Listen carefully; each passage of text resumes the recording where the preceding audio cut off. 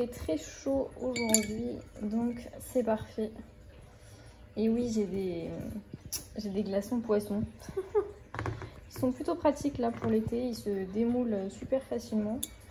Donc je suis contente. Et du coup je me suis fait un thé classique, et c'est juste que j'ai rajouté de l'eau froide à moitié.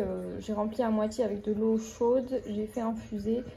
J'ai rempli avec de l'eau froide et là des glaçons. C'est tellement rafraîchissant, la boisson parfaite pour cet été. Et bonjour et bienvenue dans un nouveau vlog et bienvenue dans une nouvelle vidéo. Aujourd'hui nous sommes lundi et je suis dans le noir parce qu'il fait très chaud dehors.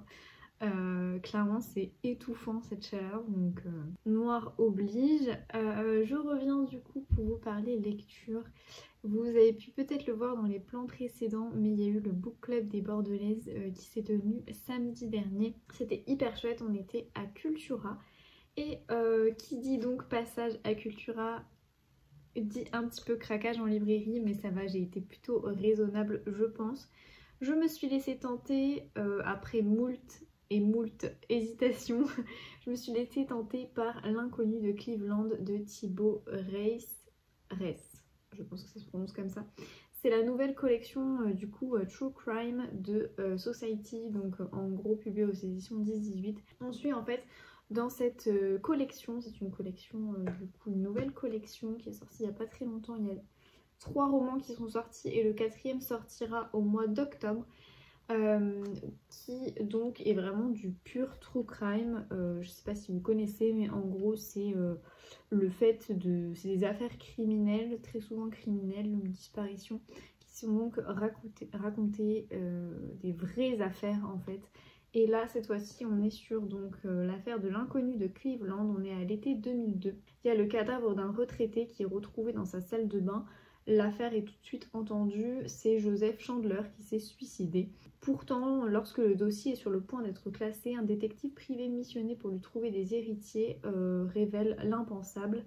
Le vieil homme vivait sous une fausse identité depuis 24 ans. Le véritable Joseph Chandler était un petit garçon décédé dans un accident de voiture. À ce moment-là, du coup, il y a une enquête. Et donc, ce sont des vraies affaires. C'est ça le true crime. Donc ce résumé me tentait bien. Il y avait également l'affaire l'affaire Alice Crimmins et l'affaire du Golden State Killer. Mais je sais pas, au vu du résumé, celui-ci me tentait bien. Je trouve que c'est assez... je connais pas du tout l'affaire en tout cas, donc je trouve que ça avait l'air assez intéressant. Et le format est super chouette aussi, je trouve. C'est un tout petit format, tout petit livre. Il fait moins de 200 pages. Je pense que ça va se lire vite. Pour l'été, je pense que c'est un peu la saga de la collection, disons. C'est pas vraiment une saga, ça se suit pas trop, mais la collection de l'été. Donc voilà, je me suis laissée tenter par ça. Et ce qui est assez sympa, c'est outre le format, c'est qu'on a, voilà, on a des annexes avec les cartes, etc. Tout voilà. Sinon, lors du book club, on a donc un petit peu discuté des romans qui se déroulent en été. On a fait une petite sélection, je vous mets la photo tout de suite. Vous pouvez voir qu'il y a quand même une sélection assez sympathique. Donc c'est des romans qui soit se déroulent dans la période, donc la saison pendant l'été, soit qui sont parfaits pour lire en été. Donc c'était un book club assez sympathique. On a vraiment pu échanger du coup sur nos lectures estivales qui pour nous touche à l'été, etc. Donc vraiment un chouette book club. Je suis hyper contente de faire partie de ce petit groupe, c'était vraiment chouette. Et donc nous allons continuer avec les lectures estivales, n'est-ce pas? J'ai terminé il y a de ça pas très longtemps, entre midi et 2, là tout à l'heure. J'ai terminé The Shakespeare Sisters, le tome 1, Les promesses de l'été de Carrie Elks. C'est une saga, il y a 4 tomes et en fait chaque tome est donc dédié à l'une des sœurs. C'est classé en New Romance, donc vous en doutez, c'est les histoires d'amour des 4 sœurs. Ce tome 1 est donc consacré à Seska Shakespeare, qui est un peu elle est un peu une autrice ratée. Elle veut écrire, elle a écrit il y a de ça quelques années une pièce de théâtre qui était sur le point d'être jouée, sauf que tout a capoté après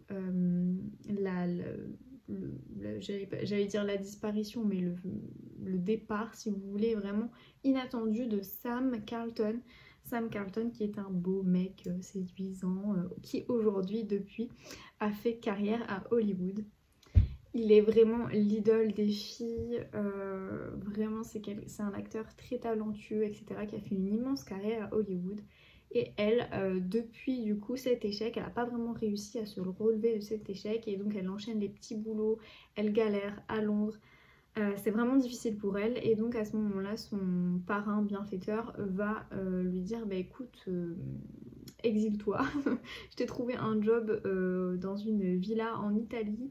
Il s'avère que effectivement c'est la villa des parents de Sam Carlton et que pour une coïncidence assez incroyable, du coup ils vont se retrouver tous les deux dans la villa. Sachant qu'elle est censée donc garder la villa en l'absence des gardiens de base qui sont censés rester là tout l'été. Donc elle fait une sorte, elle est remplaçante si vous voulez. Et donc Sam et Seska se retrouvent ensemble et au début bah, ils s'aiment pas trop quoi. Parce que forcément pour elle c'est à cause de lui si sa pièce n'a pas été jouée. Et donc voilà, vous en doutez, c'est clairement une histoire d'amour. Dans l'ensemble j'ai bien aimé mais je peux pas dire que c'est une excellente lecture. On est sur des dialogues qui pour moi sont un peu trop simples à certains moments, trop simplistes voire même c'est un peu tiré par les cheveux cette histoire. Il y a des dialogues qui sont enfin dans la vie réelle franchement ça n'arrive jamais, qui sont pour moi voilà assez pas assez réalistes si vous voulez. Donc on va dire que dans l'ensemble j'ai bien aimé parce que la relation entre Seska et Sam, bon c'est chouette comme ça de lire de temps en temps un petit roman pour l'été, mais je vous avoue que sur le reste je me suis dit bon ok ça passe bien, voilà, c'est un roman qui passe bien mais qui n'est pas waouh, hein. Franchement je n'ai pas été hyper embarquée par ma lecture. Les personnages sont chouettes parce qu'ils sont voilà, assez travaillés, assez intéressants. Mais on balaye très rapidement je trouve leur état d'esprit à certains moments. Surtout les personnages secondaires. Pas vraiment les personnages principaux, mais les personnages secondaires. Boum, d'un coup, elle balance qu'elle a une maladie ou je sais pas quoi. Enfin, bref, un peu trop film, vous voyez, téléfilm là, à l'eau de rose quoi. Mais sinon, mis à part ça, franchement c'était assez chouette. Ça m'a permis de m'évader en Italie, de suivre les aventures de Seska et de ses histoires de cœur. Donc voilà, c'était sympathique. Petite lecture sympathique que donc j'ai terminée. Et ma nouvelle lecture du coup, et donc ma nouvelle lecture que j'aimerais commencer ce soir, il s'agit de L'héritage de la villa aux étoffes, le tome 3 donc de la saga de Anne Jacobs, publié aux éditions Charleston. Ce n'est pas un service presse, je le précise, mais voilà. Quand je le dis pas, c'est que c'est pas un service presse, si c'est pas un livre offert. Oh il est abîmé. Donc j'ai hâte parce que j'aime beaucoup cette saga et je le lis en lecture commune du coup avec les copines Camille, Two Cats and Books, Mélissa, Senteur de livres et Mathilda. Donc voilà, je me souviens plus trop des personnages etc. On s'est fait un petit récap de tout ce qui s'est passé dans le tome 1 et 2 avec les filles. Donc voilà, ça fait super longtemps hein. Le tome 2 j'ai dû le lire en 2021 je crois, donc il y a 2 ans, 1 an et demi, 2 ans. Donc voilà, et il faut que je me remette un petit peu dedans, mais du coup on est à Augsbourg en 1920. Et on est clairement sur une saga secret de famille, relations domestiques, propriétaires. Voilà pour moi sur mon update lecture. Et puis voilà, puis moi je vous reprends du coup plus tard pour vous dire comment j'ai avancé dans l'héritage de la villa aux étoffes. Oui, je te filme. Oh là là. En demande de caresses. Ah, il fait tellement chaud. Est-ce que vous allez voir qu'on fait une petite colonie?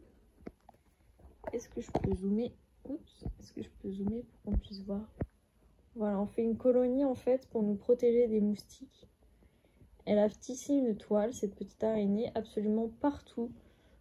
Oui, voilà, absolument partout ici. Et alors, de l'autre côté, j'ai vu que ici, ils avaient tissé aussi. C'est une autre araignée qui a tissé ces toiles. Mais je me dis, finalement, c'est pas plus mal. Comme ça, ça nous protège des moustiques. Ouais, un peu d'espoir. Et comme vous le voyez, donc on a mis un hamac dont on se sert énormément. Tellement que voilà, il y a des araignées qui arrivent. Mais il fait trop chaud ce soir, il fait à peu près 29. Il est presque 10 h. Et je crains le pire pour cette nuit. Ça va être terrible. Surtout qu'on a quelqu'un qui nous colle à Jeanne 4. Comme vous pouvez le voir.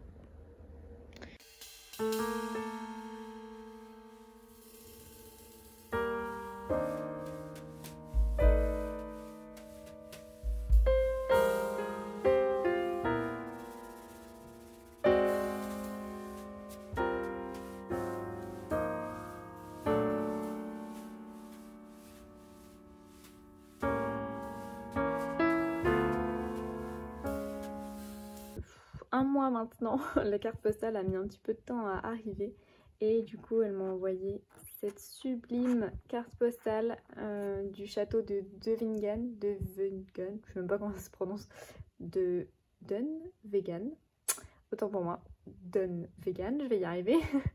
Donc sur l'île de Skye qui existe du coup vraiment et en fait je l'ai mis du coup à côté de McCoy pour celles et ceux qui ont lu du coup toute la saga. Ou même le premier tome, vous pouvez comprendre pourquoi je suis juste super contente de cette carte postale. Ça me met un petit peu de baume au cœur en ce moment. Peut-être que je devrais le mettre ici. Alors oui, j'ai pas le premier tome, il est chez mes parents. J'aurais dû le récupérer quand je suis partie là ce week-end d'ailleurs. J'aurais dû le ramener, mais j'ai oublié. Enfin bon, je sais où il est. Donc voilà, je voulais vous montrer la sublime carte postale que j'ai eu. Merci Pauline si tu regardes ce vlog. C'est trop bien. Je suis trop contente. Je sais pas trop encore où je vais le mettre, mais trop fan. Enfin bon, je pense que si vous me suivez depuis un certain temps, vous savez, les McCoy, c'est donc une de mes sagas préférées. C'est de la New Romance qui se déroule en Écosse de nos jours. Simplement, les clans d'Écosse n'ont jamais vraiment disparu depuis le 18e, 17e, 18e siècle. Du coup on a encore des codes assez claniques, assez ancrés, très évidemment machistes, hein, vous en doutez, avec un système vraiment difficile et de nos jours plus du tout acceptable. Mais vous allez voir si vous lisez cette saga que les McCoy c'est juste génial. C'est des guerres de clans, des jeux de pouvoir, au-delà des romances pures et dures. En fait il y a vraiment un univers créé qui est incroyable et qui se déroule du coup en Écosse.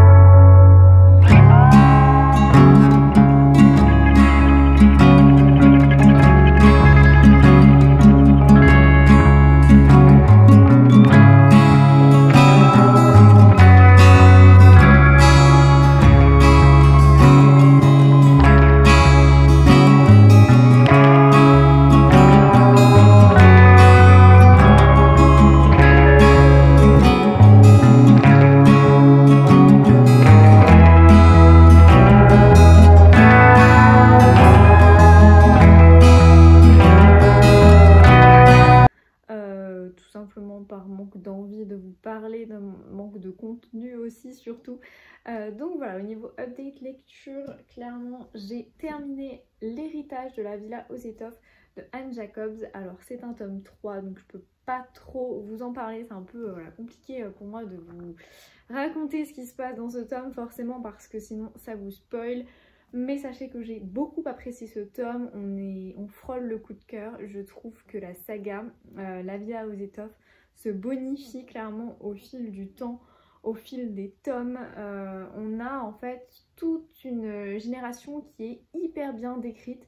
On suit du coup cette fois-ci les enfants des personnages principaux.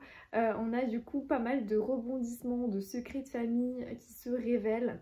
Des secrets qui vont donc toucher Marie et Paul directement.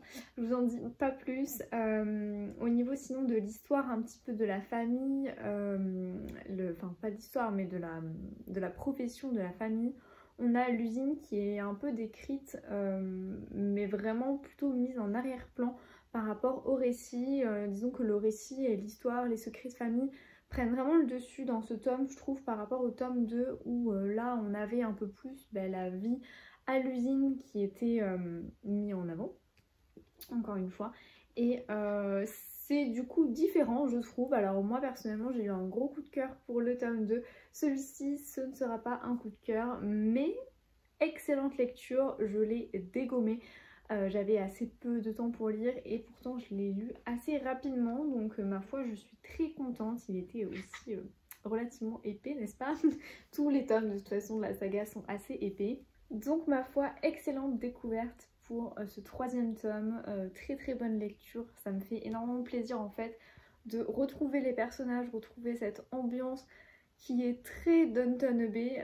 Je trouvais que dans le 2e tome ça se retrouvait pas trop l'ambiance, et là je sais pas, dans le 3e tome on revient un peu au basique, à savoir cette ambiance familiale, de bourgeois si vous voulez, qui est très très présente dans ce roman, très très mise en avant, et assez gourmande aussi l'ambiance parce qu'on suit voilà, les domestiques, on suit la famille Meltzer mais aussi la vie en fait des domestiques, et du coup notamment la cuisinière Fanny qui est vraiment une as de la cuisine. Et donc on a voilà au niveau de l'ambiance on a quelques recettes, on a quelques plats qui sont décrits, enfin c'est assez immersif je trouve. Et le gros plus de la saga réside vraiment dans ces secrets de famille et cet attachement aux personnages, parce que les personnages sont juste terriblement touchants. Donc voilà pour mon update lecture sur L'héritage de la villa aux étoffes d'Anne Jacobs. Si vous n'avez toujours pas découvert cette saga, foncez parce qu'elle est incroyable. En tout cas, si vous aimez Downton Abbey, vous allez adorer La villa aux étoffes, ça c'est sûr. Il me reste du coup 3 tomes avant la fin de la saga, donc j'ai déjà lu la moitié quoi. Ça fait un petit pincement au cœur de se dire il n'y a plus que 3 tomes, mais bon, d'un autre côté j'avais trop envie de connaître la suite en fait à la fin de la lecture de ce 3e tome. Je me suis dit waouh, c'est trop bien ce qui se passe. Ça faisait longtemps que j'avais pas lu aussi La villa.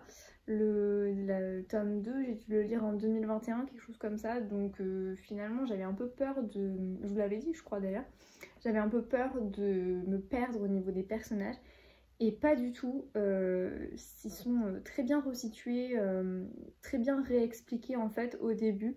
J'ai eu un petit peu de mal avec les prénoms des enfants que j'avais complètement oublié. Donc voilà, excellente lecture, je suis ravie, et ce n'est pas un livre offert du coup par la maison d'édition, ça aussi je crois que je vous l'avais dit. Mais voilà, quand je le dis pas, c'est que je l'ai acheté avec mes propres sous. Et je collectionne en fait la saga dans l'édition brochée. Je sais pas, j'ai eu un petit truc comme ça, je sais pas, je préfère les romans de la villa aux étoffes en format broché. Dans le bon sens, c'est toujours mieux. Voilà, je les trouve beaucoup plus jolies dans la bibliothèque, etc. Bref. Voilà pour mon update lecture terminée, et je suis actuellement dans une lecture sur Liseuse, donc je vous mets la couverture juste ici. Il s'agit de Un destin sauvage, si sauvage de Inga Vesper. C'est un roman du coup que j'ai eu grâce à NetGalley. NetGalley, c'est une application, c'est pas vraiment une application, c'est un site internet qui vous permet d'obtenir des livres gratuitement, des livres soit qui sont pas encore sortis, soit qui sont sortis très récemment. Vous pouvez vous inscrire, tout est gratuit, je ne suis pas rémunérée encore une fois pour vous parler de ça. Je vous mets, si ça vous intéresse, les liens en barre d'infos. C'est un bon plan que je ne connaissais pas du tout, pourtant ça fait un moment hein, que je suis sur les réseaux, mais je sais pas pourquoi, je suis passée à côté de l'info.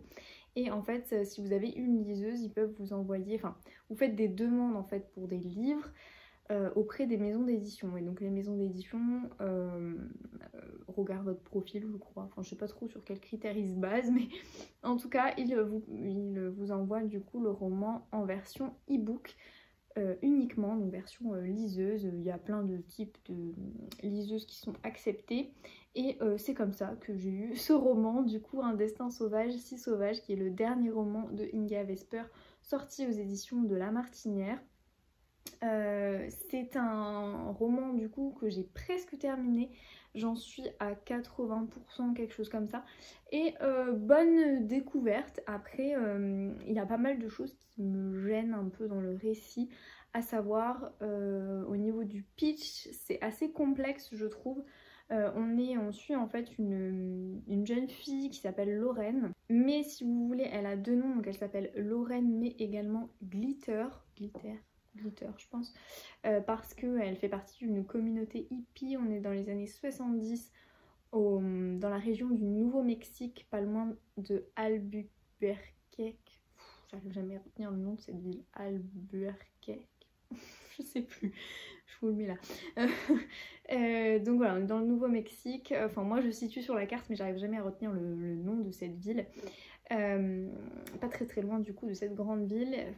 Relativement grande ville, et donc dans les années 70 on imagine un petit peu le décor, à savoir assez désertique mais en même temps une végétation, une forêt assez dense.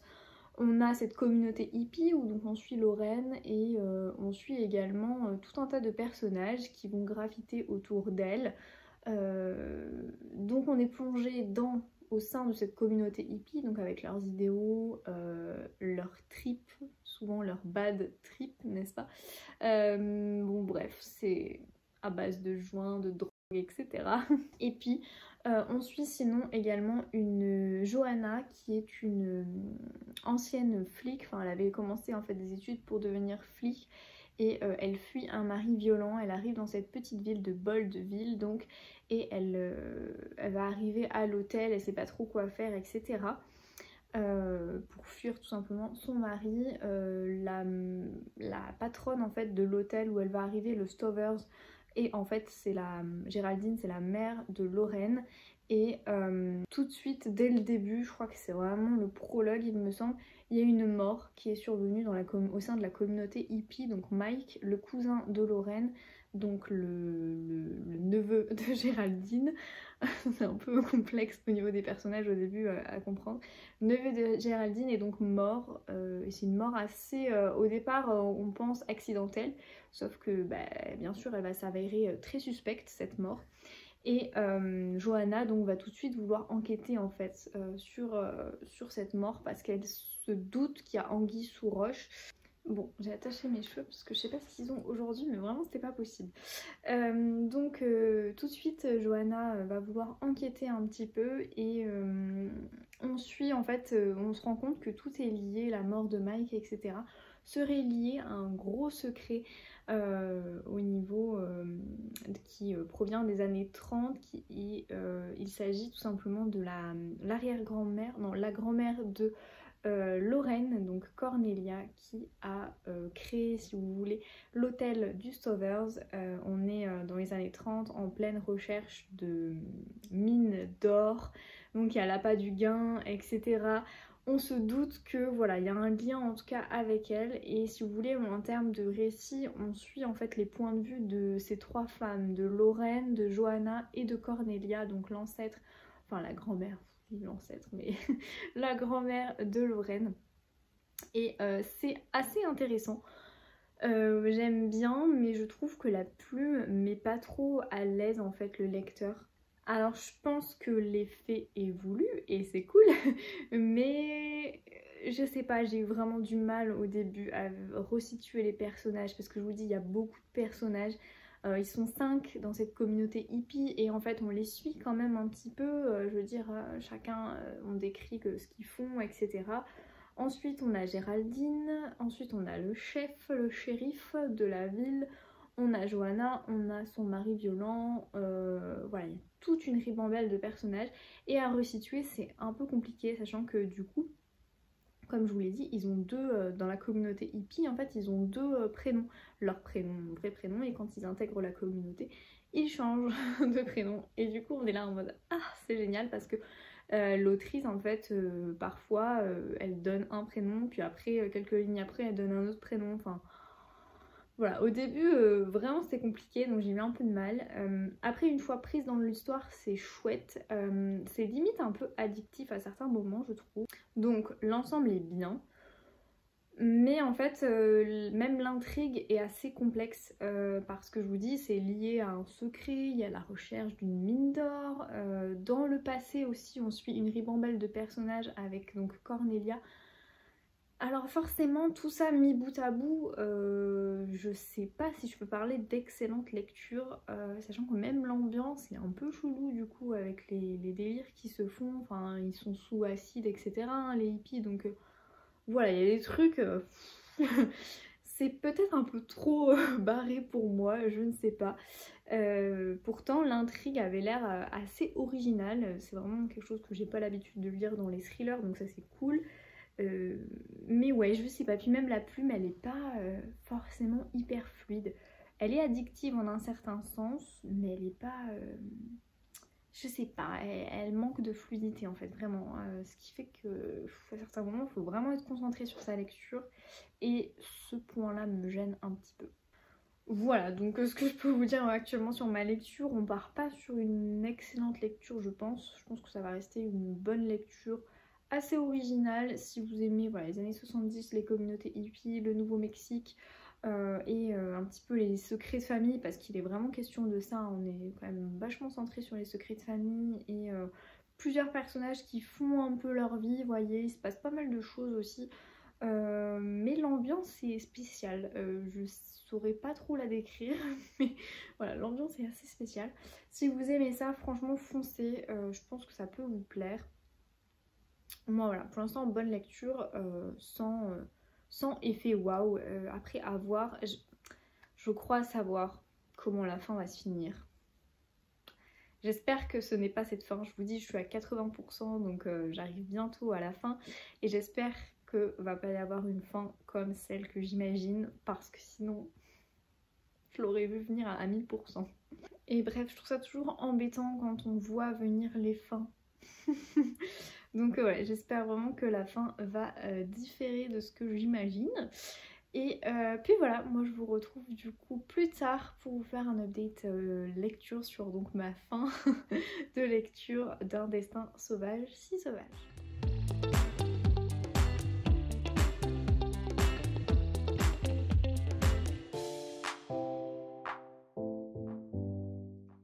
Et rebonjour. Ah bah d'accord, au moment où je commence à filmer il se lève, mais je pense qu'il va se rendormir. Oui. Je me suis décalée exprès parce que je le trouvais trop chou là dans le fauteuil suspendu, il adore. Bref, nous sommes aujourd'hui vendredi soir et je viens pour donc vous faire un update lecture par rapport à ce que je vous ai dit dans la séquence précédente. Avant ça, du coup, entre midi et 2, là, nous avons eu un live avec les copines, donc avec Manon du compte Instagram et de la chaîne YouTube Les Lectures de Manon, ainsi que Laura du compte Instagram et de la chaîne YouTube également Les Mots des Autres. Je vous mets à chaque fois du coup leur chaîne et leur compte Insta en barre d'infos. Je vous mets également le replay du live si ça vous intéresse en barre d'infos. C'est un live Instagram mais je crois que vous n'avez pas besoin d'avoir Instagram pour regarder, je crois. Et on a fait du coup un live papotage livresque. où on présente nos lectures en cours, on présente nos dernières lectures adorées, notre pile à lire, enfin une partie de notre pile à lire pour l'été. Enfin voilà, c'est un peu sans prise de tête, très chill, très orienté du coup discussion, etc. Donc si ça vous intéresse, je vous mets tout ça en barre d'infos. En tout cas, c'était hyper chouette. J'ai pris beaucoup de plaisir à les retrouver en live, à papoter lecture. C'est vrai que ça faisait longtemps. Pour celles et ceux qui sont arrivés du coup un peu récemment sur ma chaîne YouTube, on avait déjà fait des lives avec elle, avec Manon et Laura. On avait déjà fait des lives l'année dernière. Et voilà, pendant un an du coup on a arrêté d'en faire. Il y a eu pas mal de changements personnels du côté de chacune, ce qui a aussi provoqué forcément l'arrêt des lives.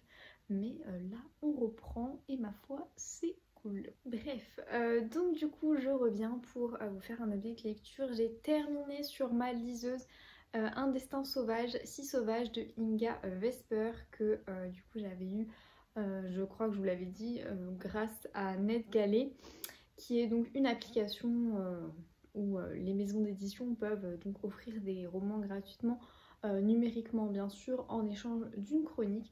Il faut que je rédige ma chronique d'ailleurs, parce que j'ai terminé le roman il y a quelques jours, je crois que c'était même en début de semaine si je me trompe pas. Franchement la semaine est passée hyper vite. Là au boulot on est fin juillet, donc forcément tout le monde part au mois d'août en congé. Moi il me reste 15 jours avant de partir en vacances, mais tout le monde a voulu du coup boucler tous ces dossiers, tout machin. Et c'est un peu... Voilà, la semaine je ne l'ai absolument pas vu passer, je n'ai pas compris du tout cette semaine. Non, enfin bref, c'est comme ça, n'est-ce pas? Donc j'ai terminé en début de semaine Un destin sauvage, si sauvage. Et cette lecture, je vais pas vous refaire un peu le pitch parce que le pitch est assez complexe et je crois que j'avais même eu du mal à vous le présenter. On est on suit une communauté hippie dans les années 70, on est au Nouveau-Mexique. On suit du coup 3 femmes. On suit Lorraine dans cette communauté hippie qui se fait appeler Glitter parce que du coup ils changent de nom quand ils intègrent la communauté. On suit Johanna qui va arriver dans cette ville de Boldville et qui va en fait fuir son mari violent. Elle, tout de suite, il y a eu un meurtre voilà, au sein de la communauté hippie, c'est vraiment dès le départ, et elle va un peu se prendre au jeu, si vous voulez, et essayer de découvrir qui... Oh, il est trop chou. Essayer de découvrir pourquoi ce meurtre, parce que dès le début, il classe ça en mode c'est un accident, sauf que évidemment, on se doute que c'est un peu plus complexe que ça. Donc Johanna, en fait, elle avait commencé... Elle avait commencé les études, entre guillemets, si vous voulez, pour être la formation plutôt pour être flic. Et donc elle renoue un petit peu avec ce qu'elle aime faire, donc à savoir enquêter. Et finalement, en grattant un petit peu, on se rend compte que tout est lié à une histoire de mine d'or. Une mine d'or qui aurait... voilà, qui serait un petit peu la source de tous les problèmes, qui attise forcément les convoitises, parce que cette mine, vraisemblablement... En tout cas, dans les années 70, on pense qu'il n'y a plus d'or, etc. Mais tout part de là. Et on a du coup de lourds secrets qui planent. On connaît un petit peu du coup les habitants de Boldville. On se doute qu'ils ont des choses à cacher. Et la troisième femme qu'on suit, c'est donc Cornelia, la grand-mère de Lorraine, qui est originaire du coup, qui avait créé l'hôtel de Boldville. Un des hôtels, puisqu'il y en a 2, un des hôtels de Boldville qui est lié aussi à une histoire avec cette mine d'or. Ça m'a perturbée et vous voyez, j'ai même du mal à vous l'expliquer. Il y a beaucoup de personnages, il y a beaucoup d'histoires dans l'histoire. Je me suis un peu perdue, je dois vous avouer. Au début, je me suis perdue parce que déjà, en fait, on suit cette communauté hippie qui est constituée de 5 personnes et ils ont donc chacun 2 noms. Déjà ça me perd, et en plus du coup toute cette histoire de mine d'or et tout, qui en soi est assez intéressante parce que c'est très original je trouve pour un thriller. On est vraiment sur une sorte de thriller, pour un thriller de mentionner en tout cas ce fait là. On est en immersion complète au Nouveau-Mexique, ça aussi c'est chouette.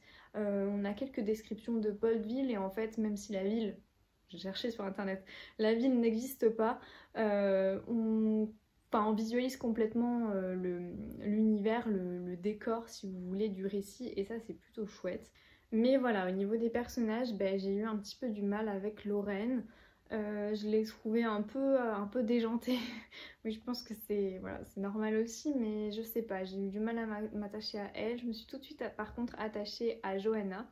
Mais je vous avoue que Lorraine et aussi Cornelia dans le passé, parce que du coup on la suit, Cornelia dans les années 30, j'ai eu du mal. J'ai eu un petit peu de mal, j'ai du mal à cerner leur choix, pourquoi, je comprenais pas tout.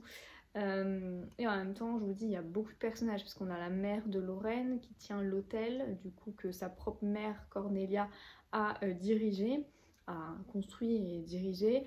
On a dans le passé aussi pas mal de personnages qui vont graviter autour de Cornelia, on a des personnages qui vont graviter autour de Lorraine. À un moment donné, il y a la question du consentement qui est mis en avant. Vous allez découvrir, voilà, si vous lisez un petit peu pourquoi, comment. Donc il y a des choses qui sont très intéressantes, mais il y a d'autres choses qui, moi, m'ont moins marqué. Alors je pense que c'est des sortes de longueurs, vous voyez, dans le récit. Parce que le récit est relativement dynamique, mais à certains moments j'aurais aimé que ça se passe un peu plus vite. Disons que même s'il se passe beaucoup de choses, parce qu'il se passe énormément de choses dans ce roman, à certains moments en fait il y a des répétitions, il y a des redites, on a compris certaines choses.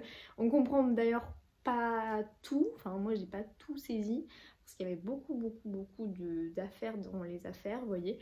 Donc il y a des plus, il y a des moins sur cette lecture et j'en suis la première déçue parce que je découvre la plume d'Inga Vesper qui est très singulière. Je pense que soit on adore, soit on déteste parce que moi personnellement j'ai adhéré avec sa plume, mais c'est vraiment l'histoire qui m'a paru assez bancale à certains moments, vous voyez. Je me suis dit bon là faudrait, faudrait recentrer un peu le récit sur l'essentiel, on partait un peu dans tous les sens. Mais par contre la plume est assez agréable, elle est pas spécialement fluide, ça faut le noter, mais il y a un petit truc qui fait qu'on a envie d'en savoir plus. Donc voilà, plus, moins, un peu moins la partie récit, dynamisme du récit, etc. Pour moi c'est un moins, mais sur le reste franchement plus. Les personnages, bah, Lorraine, Cornelia, bof, par contre Johanna j'ai vraiment adhéré à elle. Mais c'était quand même intéressant d'avoir la vie de la communauté hippie, leurs idéaux qui sont vachement mis en avant, etc. Donc c'était intéressant aussi à ce niveau-là, donc personnage bah, plus moins. Ce qui fait qu'à la fin, si on comptabilise un petit peu les plus et les moins, je dirais que c'est une bonne lecture. Mais je peux pas parler de excellente lecture non plus, en sachant que voilà, il y a des moins dans les personnages et des moins dans le récit. Donc voilà, c'est comme ça que je fais mon calcul pour définir si c'est une bonne lecture ou une très bonne lecture. En tout cas, je pense qu'il peut quand même plaire à pas mal de personnes, donc s'il vous tente, franchement, allez-y. Moi, bah voilà, bonne lecture. J'étais quand même contente de découvrir la plume d'Inga Vesper et surtout cette histoire qui est assez originale, encore une fois, par rapport à tous les thrillers que j'ai pu lire. Vraiment, ça change et c'est chouette. Bonne lecture avec quelques longueurs qui m'ont un peu déplu. Voilà du coup pour ma lecture terminée et mon update lecture. Je pense que je vais clôturer là le vlog, il aura été relativement long. Je ne sais pas pourquoi je fais ça. Et moi du coup je vous retrouve je pense dans une prochaine vidéo. C'est sûr même, dans une prochaine vidéo où je vous présenterai ma nouvelle lecture dont on a un petit peu discuté dans le live du coup à midi. Peut-être que je vous ferai également dans le prochain vlog une pile à lire pour un challenge auquel je participe, qui est le challenge de Eline du compte Mes Livres de Poche, un été à la plage. J'ai fait ma petite palle et voilà, il y a pas mal de romans que j'ai envie de lire, que j'ai mis dedans. Donc voilà, ça pourrait être sympa, ça peut vous donner aussi des idées lecture, après avoir évidemment quand est-ce que je sors le prochain vlog, parce que je ne suis pas extrêmement régulière sur YouTube et j'en suis la première, désolée, mais la vie quoi, la vie la vie en fait ce sont des vagues que tu te prends dans la figure et voilà. voilà, et en ce moment je prends des vagues, beaucoup de vagues, enfin ces 2 derniers mois là, toutes les vagues sont arrivées. Enfin bon, c'est comme ça, on peut pas toujours être parfaite, hein, voilà. Mais bref, j'arrête de parler. Enfin bref, du coup je clôture mon vlog ici. Des bisous de Auguste. C'est vrai que je le montrais plus trop dans mes derniers vlogs, mais il est là, hein, il est bien vivant, il est à la maison, c'est le roi, vous voyez, il a retrouvé son fauteuil de lecture, qui est surtout mon fauteuil de lecture, mais enfin bon. On va pas le déranger, il tape sa meilleure sieste. Et je vous fais plein de bisous du coup, j'espère que vous, vous lisez des choses qui vous transportent, que ce soit en émotion, en aventure, en rebondissement, en personnage super attachant, bref. Je vous souhaite en tout cas de superbes lectures. Je vous souhaite également un bel été si vous êtes en vacances, des bonnes vacances aussi.